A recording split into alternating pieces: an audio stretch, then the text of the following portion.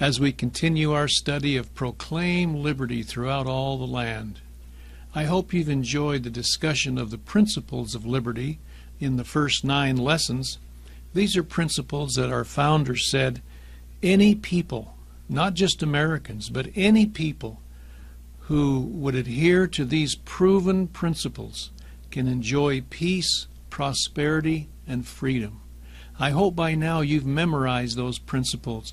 Remember, we discussed how important they were, even as important as knowing the multiplication tables, little principles of mathematics, so that when you hear a solution, or I should say a proposal by somebody in public office, you can immediately know whether it's right or wrong, true or false, good or bad, depending upon the principles that it supports or violates.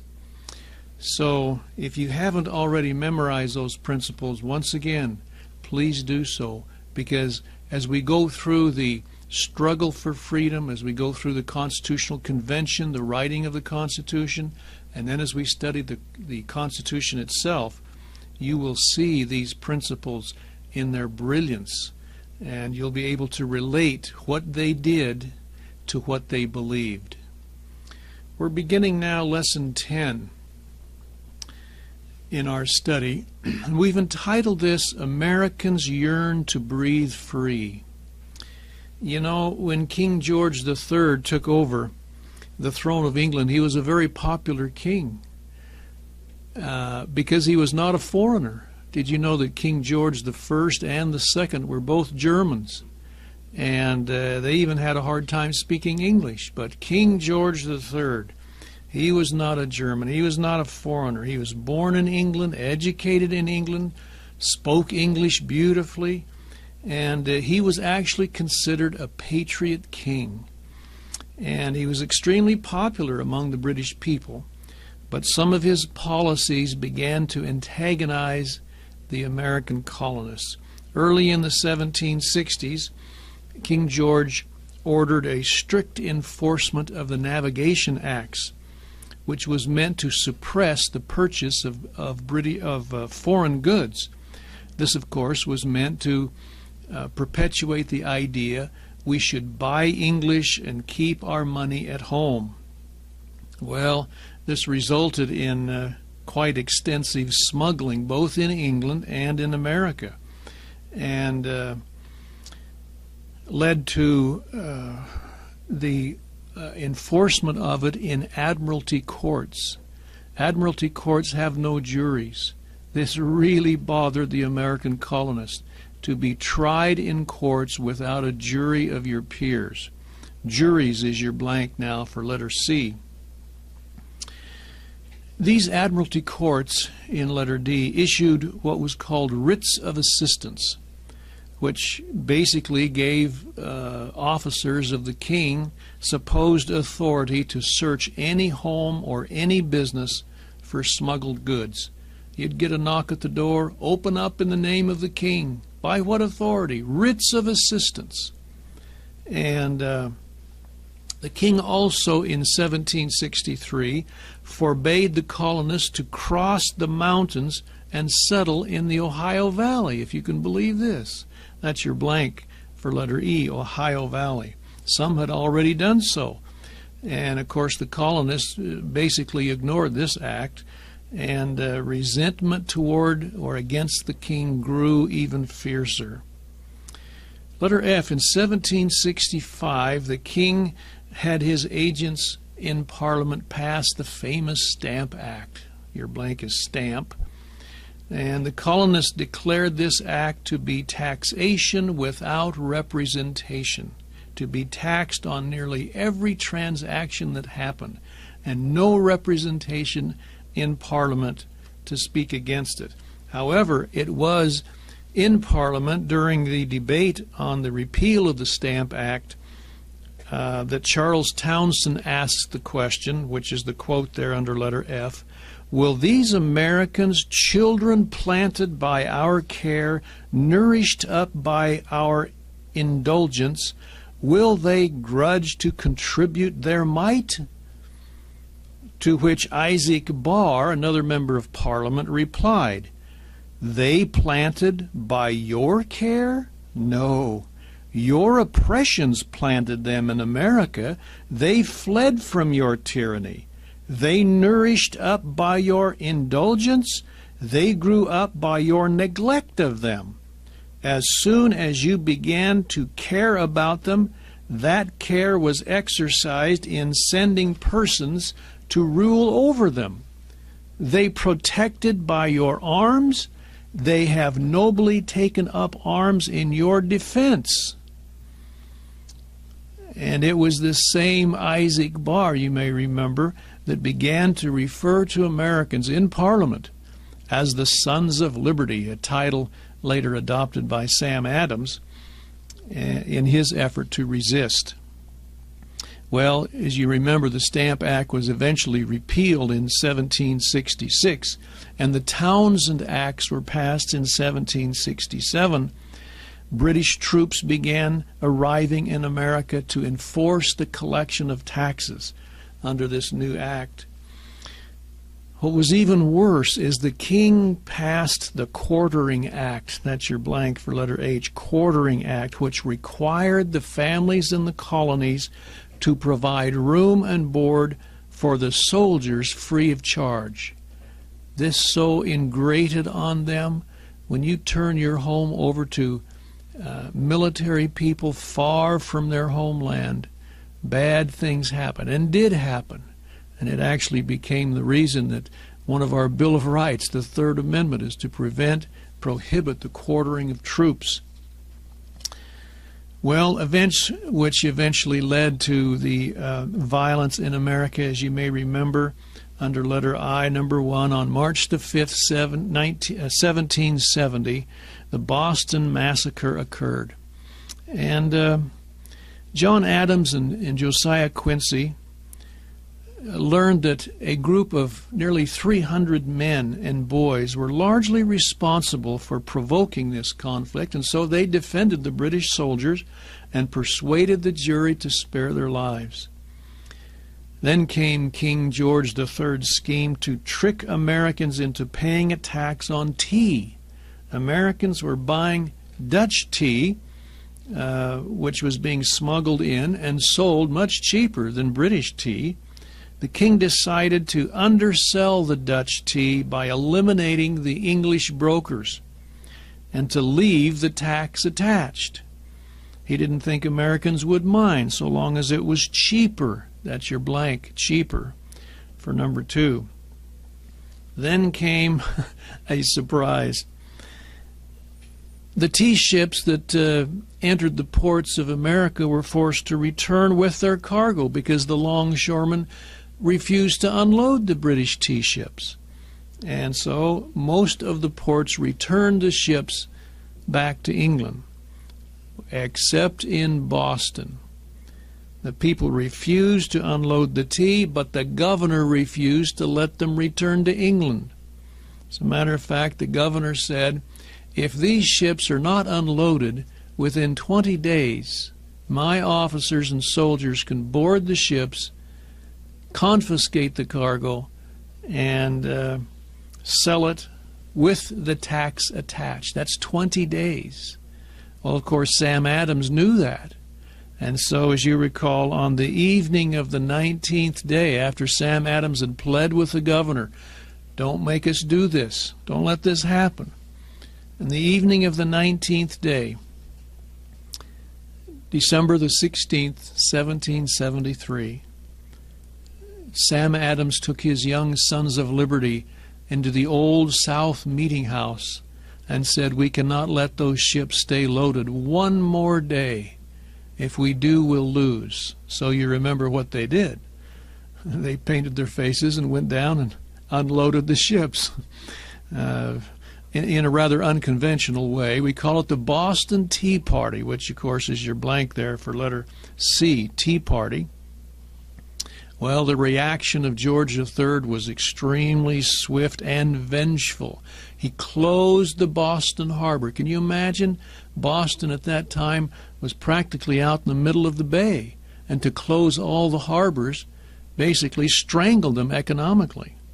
He put Thomas Gage in charge of the troops, in America as the new military governor. He suspended the charter of Massachusetts and dissolved the people's elected assemblies. He suspended all town meetings, and he threatened to take the offenders to England for trial. These measures were all known, you may remember, as the Intolerable Acts, and that's your blank for 5, intolerable. Well, the First Continental Congress was organized in September and October 1774, trying to forestall the outbreak of violent conflict with the British. And in number 4, in 75 and 76, Americans finally felt compelled to prepare to have to face the British with a force of arms to defend their rights. Letter A, the British raid on Lexington and Concord, your 2 blanks, Lexington and Concord, on April the 19th, 1775, was intended to destroy the Americans' ability to fight by destroying and confiscating their arms, and actually to arrest and punish the leaders of the Massachusetts Rebellion. The Green Mountain Boys from Vermont at that time actually burned the British fort at Ticonderoga. And on May the 10th, the Second Continental Congress was organized and provided for the raising of an army and appointed George Washington, your blank there for letter C, appointed George Washington as Commander-in-Chief of the Army. And of course their purpose at this time was not to declare independence, but merely to protect their rights. Letter D, meanwhile, as the American militia closed in around Boston, General Gage decided to attack with more than 2,000 troops. This, of course, led to the Battle of Bunker Hill, which really was fought on Breed's Hill, but it's known as the Battle of Bunker Hill, in which the Americans lost about 450 men, but eventually were forced to retreat because they ran out of ammunition. And General Gage had lost more than 1,000 English troops. Your blank there for D is at 1,000. On July the 3rd, Washington took over the siege of Boston and the supreme command of the Army, and Gage was replaced by General Howe, who had led the attack on Bunker Hill. Letter F, when some of the conservative members of Congress, such as John Dickinson, he didn't want to fight the British. He said, just let me send a letter to King George. They called it the Olive Branch Petition in July of 1775. When King George got this letter from the colonists, he refused to read it, saying, I will not read anything from a bunch of traitors and rebels. That's your blank, traitors, for letter F. On August 23rd, King George issued his final proclamation, fatal proclamation actually, declaring that a general rebellion existed in the colonies, a rebellion which would be subdued by utmost endeavors. And of course he reiterated the fact that the traitors and rebels must be arrested and brought to justice, actually putting a price on the head of Sam Adams and John Hancock. On December 22nd, the king issued an even harsher proclamation abolishing the colonist status as British subjects. You're no longer loyal subjects, and that's your blank for letter B, subjects. In other words, the king treated Americans as enemies, and all trade with the colonists were outlawed, their ships were seized, their cargoes confiscated, and their crews were taken off American ships and drafted into the British Navy. Well, let's talk about 1776 for a moment. You know, most Americans would feel like 1776 was a glorious year. I mean, that was the year of the Declaration of Independence, and the bells rang and so forth. But actually, when you read the story of this year, you realize it was one of the most difficult years in America. And Here's the reasons. Letter A, news came that Americans had lost the campaign in Canada, which is your blank for letter A. We had captured Montreal, but were driven from Quebec. We lost the Battle of Quebec. General Montgomery was killed. Benedict Arnold was badly wounded. Arnold was loyal at that time to the American cause. And the American forces were forced to retreat from Canada and rejoin Washington's continental forces around Boston.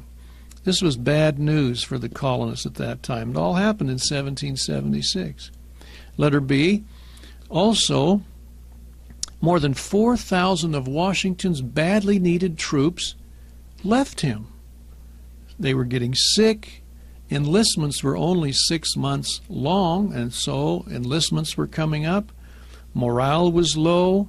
The British would not come out to fight them, and they had suffered severe losses at Bunker Hill, and they really could only fight among themselves. So things were in disarray, and 4,000 of Washington's troops left him. Letter C, the colonists found that they had been virtually disowned by King George III. They felt like that they had been loyal to the king, but when the king basically disowned them as loyal British subjects, and he announced that he would not come to their aid if they were attacked.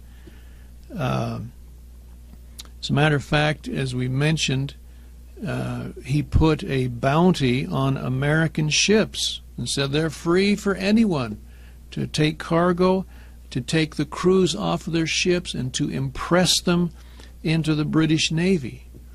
And letter D, by 1776, many of the leaders of the colonists realized that they may have to go for complete independence from Britain. The problem was, as Jefferson expressed it, there's not one colony that knows what to do with freedom, that knows what to do, knows how to govern itself. This is pretty tough when you want your freedom, but you don't know what to do with it. It's kind of interesting when we teach young people this story. They can relate to that. Young people want freedom, but they're not quite ready for it in many cases. Once they get it, they wonder what to do with it. And all of a sudden, home sounds pretty good at that time. Well, they don't know how to govern themselves.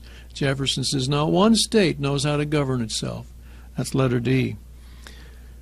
So in number 1, Virginia being the largest of the states, people naturally looked to Virginia to lead the way to independent government.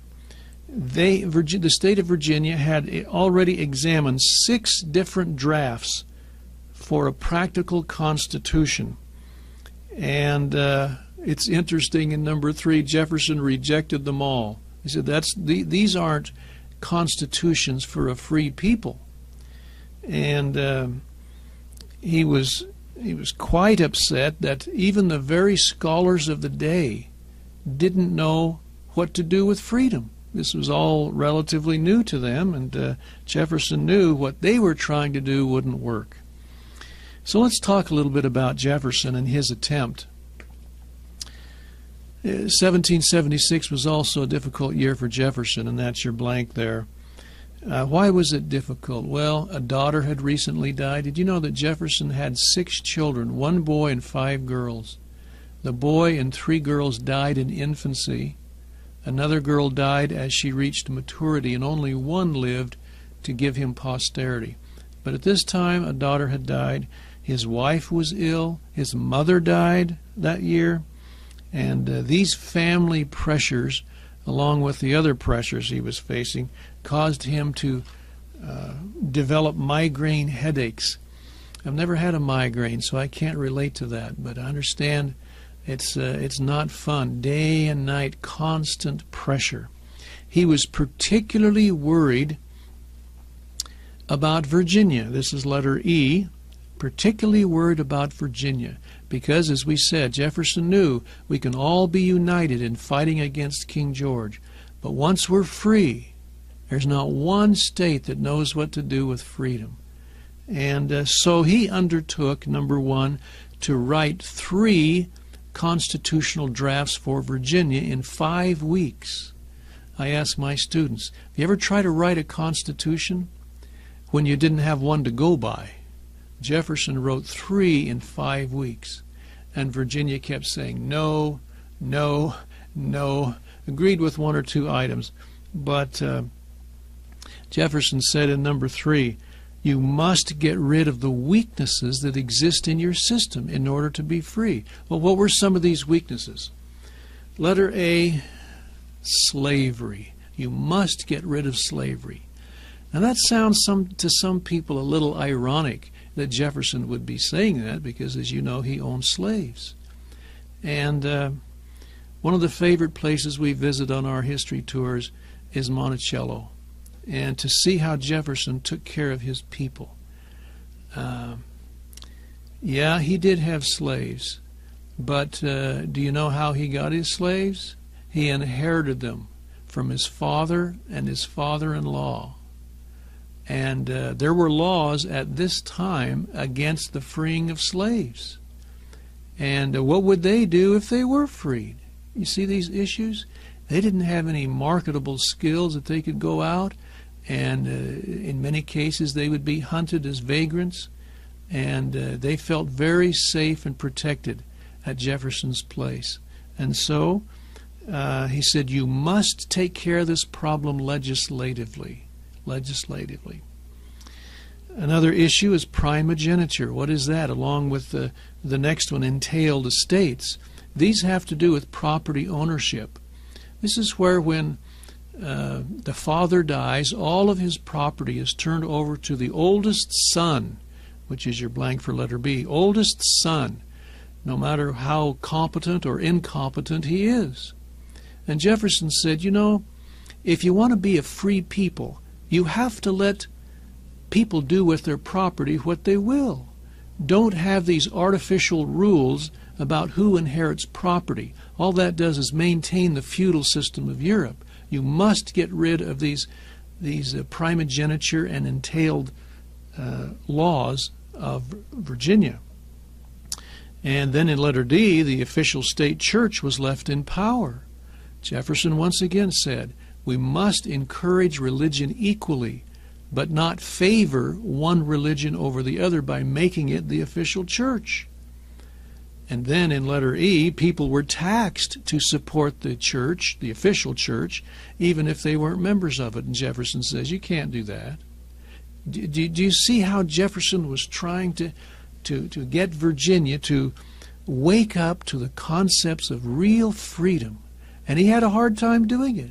Didn't get many of these adopted. Took him years to get some of them adopted. Let's mention Jefferson a little bit, because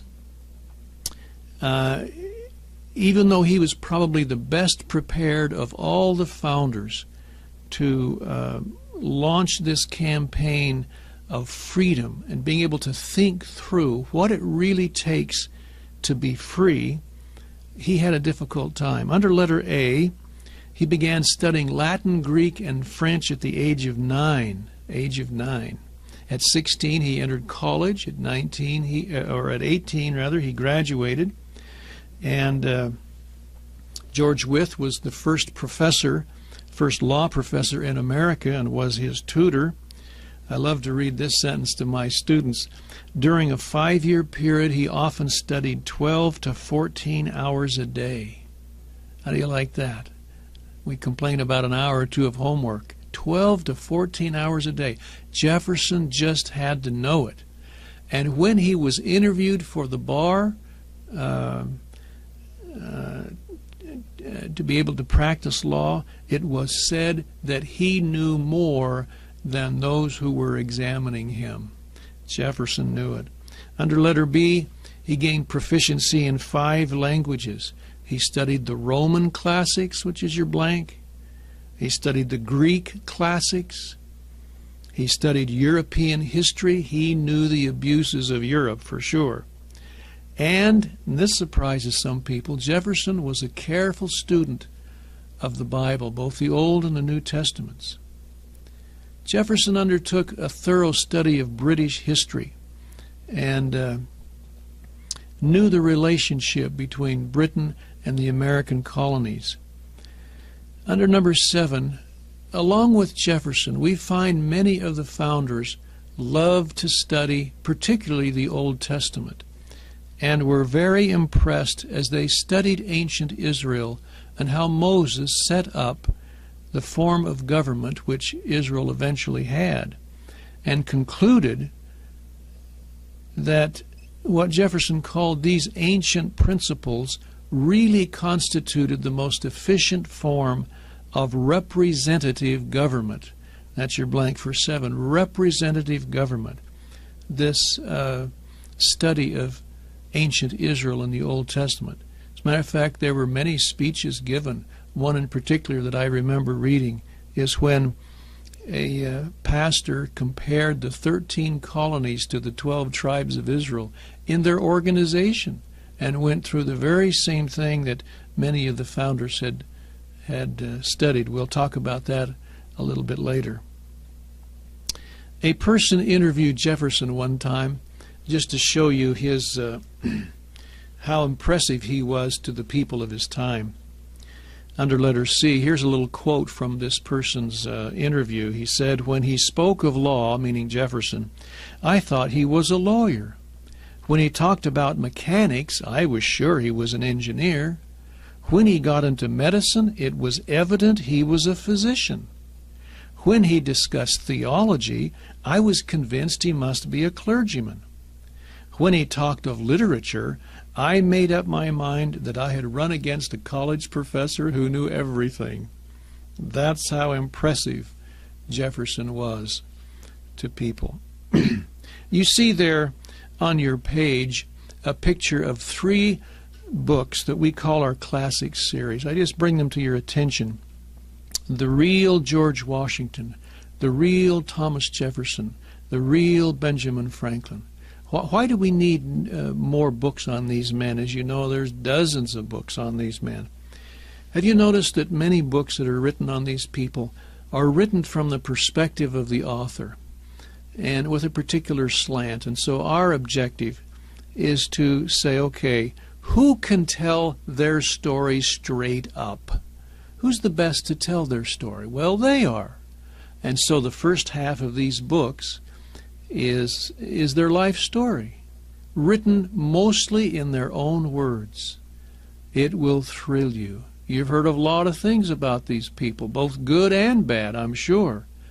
And you need to hear them in their own words explain their thinking, their philosophy, and some of the charges that are leveled against them. Then the last half of these books, what we've done is taken their writings, many volumes of writings, gone through them and gleaned what we consider the best quotes on different subjects, given it a subject, and then alphabetized the subject. So you want to look up what they thought about money, or about banking, or about government, or about America, or about Christianity, or about taxes, any of these subjects, dozens of subjects you can look up, and I'm telling you, their quotes will thrill you. As a matter of fact, some of their quotes you would think were written today because of what they said might happen if we depart from their principles. Kind of interesting. So we encourage you to get those books. Well, that concludes our Lesson 10. When we come back for the next lesson, we'll discuss the actual Declaration of Independence. Thank you.